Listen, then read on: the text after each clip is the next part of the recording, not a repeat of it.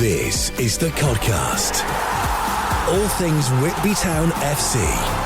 Welcome along to the latest edition. I'm Andrew Snaith, and I'm very pleased to say I'm joined by Paul Connolly and Liam Ryder, and they're in the commentary hot seat alongside myself for Monday's game, Easter Monday at Morpeth Town.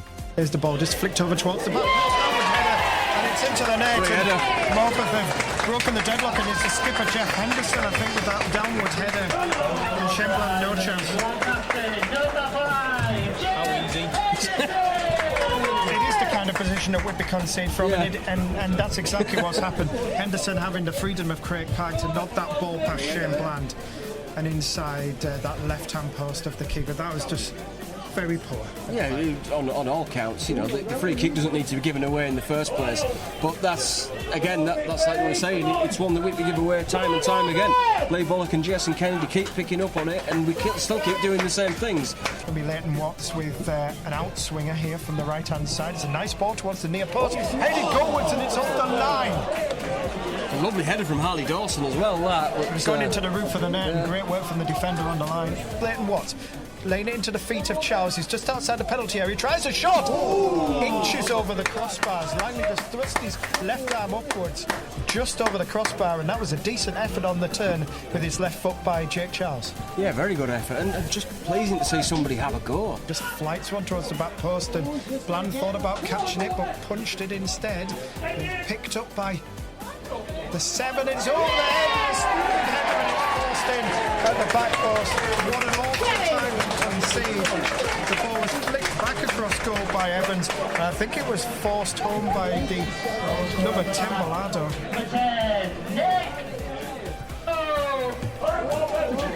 Had a little bit of a cut out of the sound there, but Whitby had a little cut out of the defence again with him across. Bellado, as the ball was headed across the face of goal, and just stabbed it home on the goal line to give Morpeth a 2-goal advantage seconds before half-time. Lovely ball through here for Jake Charles in the penalty area. Charles is going to try and chip the goalkeeper, but over the bar. Kind of sums our afternoon up, I think, that penalty. It's a nice ball from Harrison. Harrison did well, yeah. Ball forward now by Morpeth, glances off the head and looks out. Nelson was fouled, surely. And it's that's a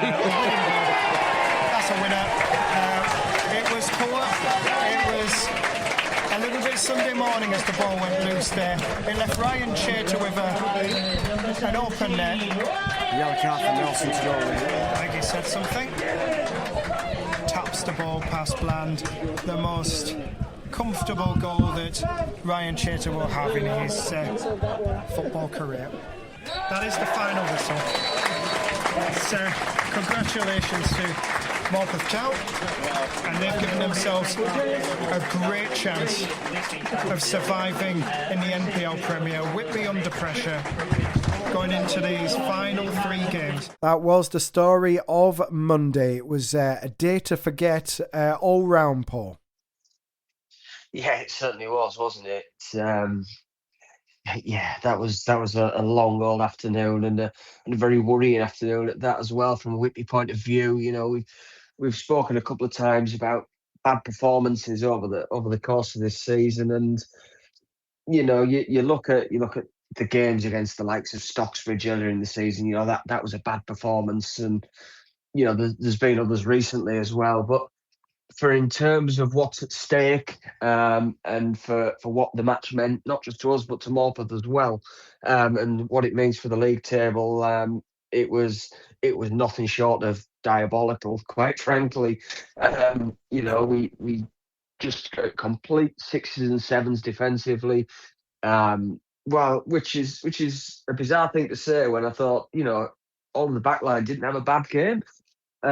You know, but obviously just things like free headers being allowed to happen for the first goal, and nobody just jumping in to try and stop Bellado putting the ball in the back of the net. And then obviously the third one's a goal that comes from, you know, you're chasing the game, but it's goals conceded at terrible times. You know, 8 minutes in for the opening goal, we're a minute before half time for the equaliser, and obviously the game's being killed off late on, but yeah, terrible times to concede goals. The first half, while we had 1 or 2 chances, I don't think we felt particularly threatening. You know, the game might have changed had the one that Harley Dawson had headed off the line, gone Whitby's way, but it is what it is. It didn't, and ultimately, we sort of whimpered to a defeat in the end. Really, the second half was better than the first, but again, I didn't ever feel like we massively threatened Morpeth in any way in that second half. It was just a lot of sort of moving the ball sideways and playing some, half decent football without having any real threat. We were very toothless, quite frankly. So yeah, genuinely a really worrying defeat, a worrying performance, and one that, Lee Bullock addressed it. Jason Kennedy's, addressed it in other conversations as well, I'm sure. But ultimately, there needs to be a massive, massive response this weekend. Absolutely. Paul mentioned Lee Bullock there, and he spoke to Liam after the game. Well, Bully, it was outlined before match as a massive relegation 6 points right there, and in the end, it's Morpeth Town that have run out comfortable winners on the afternoon. Just your thoughts on that one initially? Well-deserved winners in the end as well. Like Bill said, everything we said before the game in the dressing room, the importance, win your battles, win your seconds, be aggressive. Didn't see it again. Give a free kick away after 6 minutes, ball in the box there, gets the wrong side of us, scores 1-0. After that, nice bits of possession again, felt really creative. We had one, Harley had a lovely header, cleared off the line. They go up the pitch again, stick another ball in the box, we don't defend it, 2-0, that was it, game over, we never looked like scoring. Yeah, and I guess really there, the man of the goals, it's sort of the basics of football, really, a lot of it, the way they come about. Just a desire to get on the end of it, good ball in. How many good balls have we put into there? Loads. One good ball in, one centre half willing to go and stick his head on it, easy goal, too easy. And then, like I said, the next one, crossing the box, lads lining up to tap it in, just a desire to go and score and be in there. Not enough of it from us. Yeah, and I guess really, shooting yourselves early on with the concession, that early goal, much like on Friday, I suppose the difference. So, Friday you had that second half response. Today it just felt like it was never going to come. No, we had one good opportunity, a good ball in, a Harrison free header. He's headed it high and wide over the bar again. When you're in moments like this, you've got to work the keeper at the minimum, and we didn't. Leighton had a free kick straight at him, and other than that, yeah, we just stood there hoping we can get a goal, and that's where we are at the minute. I just said them there, the ill discipline's not good enough throughout the team. When we go behind, we don't seem to be able to muster the togetherness to pull ourselves out of it. But we're going to need to find it in the next 3 games, simple as. So I can stand here and hammer them, I can batter them, I can hammer myself, I can hammer Jason. This is not good enough. But I've got 3 games, and Jason has, and this squad has to sort it out, and then we'll address it all at the end of the season. So basically, I apologise to anyone who's turned up to watch that, because they could still be here tomorrow and they probably won't have seen a goal.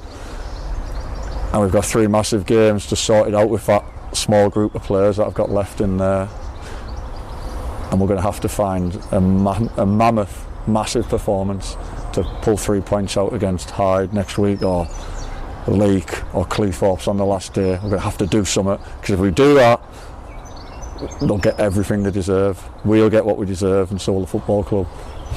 Yeah, and just looking at the match, we saw in the second half that you changed things around in terms of the shape, but more of a back three. Was that just kind of a case of literally just throwing everything you had to try and get something out of that? Yeah, basically, we're what on earth can we do here to try and get people in the box to maybe nick a goal? It felt if we got a goal, obviously the pressure would have fell back on them, but probably won't get a more comfortable 3-0 win. The third goal's it's a blatant foul all day long, but again, 2-0 with a couple of minutes to go, the third's irrelevant. We just never look like getting back into it. Lots of nice football, 0-0 end product. Yeah, and I guess really that's sort of, been a bit of a theme, hasn't it? I mean, not before you came into the club, it's sort of there's been times where we have played that nice football, but like you say, it's just that sort of that end bit, and it's on the second half. James Harrison in particular came off the bench, put some nice balls in, but like you referenced earlier, just that sort of lack of cutting edge perhaps in that final third. Yeah, you'll hear people say up and down that both 18-yard boxes haven't been good enough defending ours and nowhere near good attacking theirs, so you can do all you want in the two middle boxes, in the middle third of the pitch. If you're not doing it in either 18-yard box, like you say, it's going to be a long old time. Yeah, and I guess really looking ahead of that next match, first up Hyde United on Saturday. You've got a few days, a couple of training sessions to try and work on things, and in terms of, we've mentioned the home form a lot, it's probably as good a time as ever to really pull out a mammoth performance in that one. If ever there's a time to go and win a home game, it's now. And we said that before the game there. Jason said it before the game. If you can't get up for this one today, what chance have you got? If you can't get up for next week now and go and win a home game, well, the answer's there in the question. If you can't get up for it, you shouldn't be here. This is the Codcast. Smith with the effort!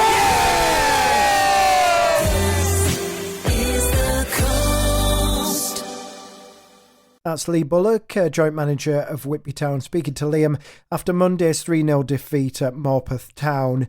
Another negative aspect there was Lewis Hawkins' substitution. He reacted badly, threw the captain's armband to the ground and stormed around the side of the field, punched the dugout. It was basically a very negative response to that. And with credit to him, Lewis Hawkins did speak to us this week and had the following to say to Blues supporters and the staff. Yeah, so as everyone is probably aware of what happened against Morpeth, just wanted to apologise for the way I reacted. Me and Bully and Jay spoke about it straight after the game to address the situation, to apologise to them and the players. It was disrespectful, unacceptable. It's out of character for me to do that, just in the heat of the moment and the frustration, the way the game had went and the situation we found ourselves in. We spoke and put it behind us, and we have 3 massive games left to get ourselves out of this situation we find ourselves in, and we've all got to stick together. Like I say, I'll say again, I apologise to the fans and everyone involved in the football club, but I will make sure we fight and do our best to get us out of this and keep us in the league. That's Lewis Hawkins responding to Monday's game and his part in what happened there. So that's good to see. I mean, my perspective, to add a little bit of positivity to it, Liam, I prefer to see that than players laughing and joking and acting like they're not bothered. One thing you can't say about Lewis Hawkins there is that he didn't care. No, certainly not. I mean, you sort of question other players that maybe didn't look like they were sort of too fussed about the results and the match. But yeah, I mean, like you said, with Lewis Hawkins, it's obviously, he doesn't look good, but I guess in the same time, at least he's showing that sort of desire and the frustration, the fact that he knows himself he's had a bad game, as have a lot of other people in the team on the day. But yeah, it's striking that balance, I think, isn't it? Because next thing you've got more fans sort of taking the mick, and it's not good press for us because it filters around the NPL and non-league really, that sort of thing. So yeah, I mean, fair play to him for coming out and apologising for it. I think that's what supporters want to hear. I think the big thing for him now is just he's got to get his head screwed back on for these remaining games, and and maybe sort of use that. Which I hope the whole team will sort of just use that match as a real sort of kick at the backside, not that they should need it when it's, highlighted beforehand the importance of that match. Very similar match on Saturday coming up. So, that's the perfect chance to react. But I think really sort of a lesson for everybody involved is just that they need to go and, not let their heads go, but behave in a better manner, I guess, and show that sort of care, which, like we say, to be fair to Lewis Hawkins, he's at least shown outside of it. Indeed, and I know that he went round and apologised personally to those that had travelled to see the Blues, and quite a few had made the effort as well to travel north to Northumberland. And I know Lee Bullock also apologised for the performance that the team put in. Paul, I mean, it wasn't right, as Lewis himself said. You expect better from the captain.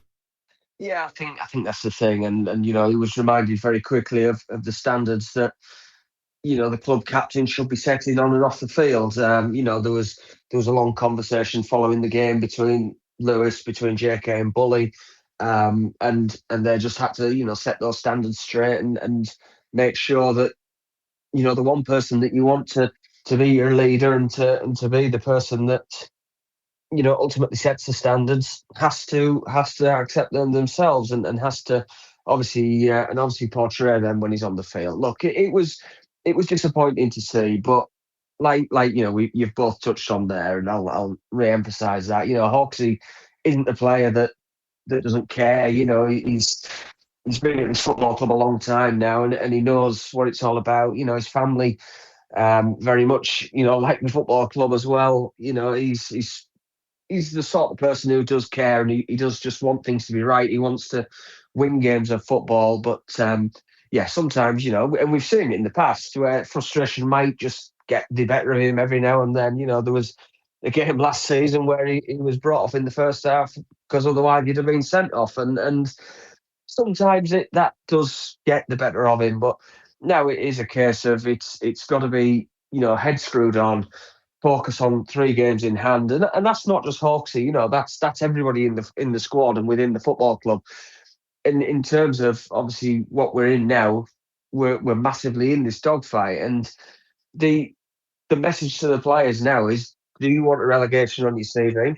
The club certainly doesn't, and I think everybody now just has to maybe just think about that and think, right, let's try our best to pull this out of the bag, and let's do absolutely everything that we can, because nobody wants to be relegated. Nobody wants to finish the season as one of the worst 3 teams in the division and start the next one in a lower division. But yeah, now it's a case of everybody's got to pull together, from the playing side and the management, obviously, to everybody within the football club, from the top to the bottom. And for 3 games, it's a united front ultimately, and we need that to be shown, and we need that to start with the skipper on the pitch, and it needs to start with obviously the players around him, and then the management team, and everybody off the field as well, the supporters, the board, everybody who's doing their bit. Do your bit over the next 3 games, please, and support these lads, and let's do the job, and let's make sure we do stay in this division. Indeed, well said, and we move on. And Paul spoke to Alex Nelson earlier on. So, Alex, we'll very briefly touch on Monday's outing away at Morpeth Town, and ultimately an afternoon where if it could have gone wrong, it did go wrong for Whitby. Yeah, I think everyone there saw and realised that we weren't in our best. First half, we definitely struggled to get in the game. They were doing sort of the basic things correct, and we just weren't. They threatened our goal quite a lot as well. We seemed quite open, and it just looked like they were the only ones going to threaten a goal or threaten our box. We didn't really do much going forward. And like I said, we found ourselves 2 goals down at half time because of that. Things were addressed at half time. We said obviously we weren't good enough, and we need to have a bit of belief and a bit of just to work hard and do the basics correctly. We had a lot of the ball, but we just didn't do a lot with it without threatening their goal mouth, basically. And second half, we did try a lot more. I think there was a lot more sort of great determination, hard work, and we threatened their goal a lot more with crosses going in. We had a couple of shots, a couple off target as well, but again, didn't probably do enough going forward to threaten them. And like I said, we got caught right at the end, I suppose, pushing forward for a third. And to be honest with you, I think they did fully deserve it in the end. I don't think anyone there could say that they didn't.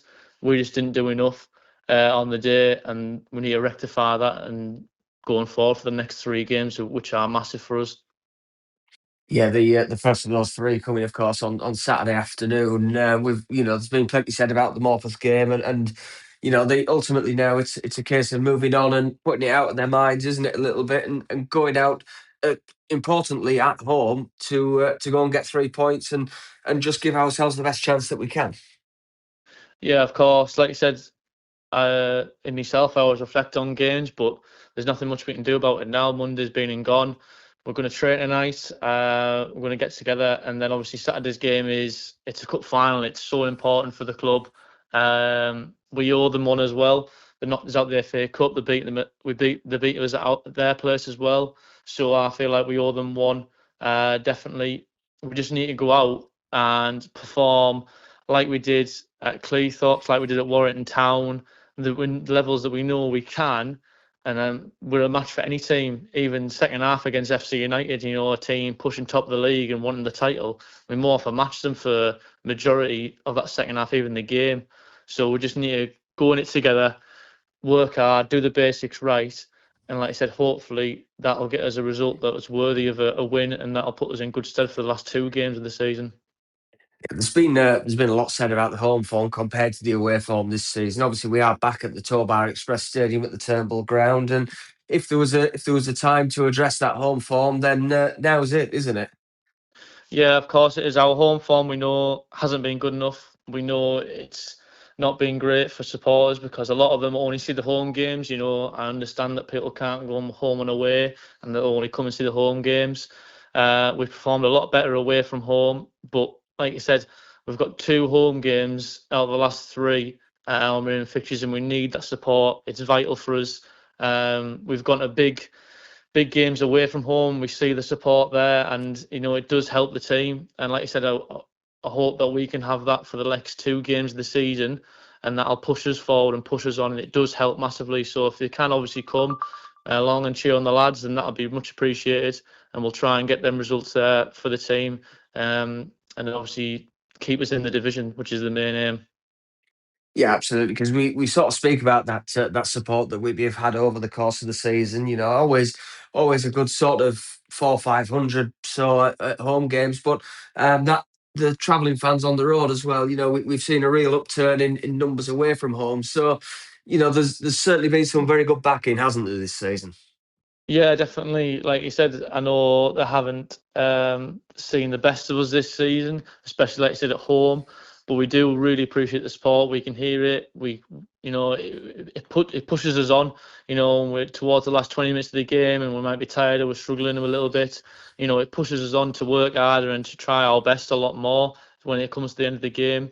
And the away support's been amazing. There's a lot of loyal fans within the club, and they go home and away. And the away games, I know it's sometimes a mammoth journey, especially midweekers and things like that. So we really do appreciate the support no matter where we go. The fans have always been there.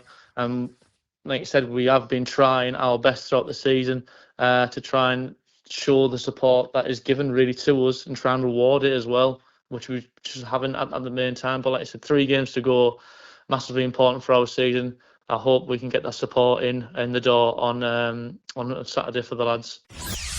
This is the Codcast.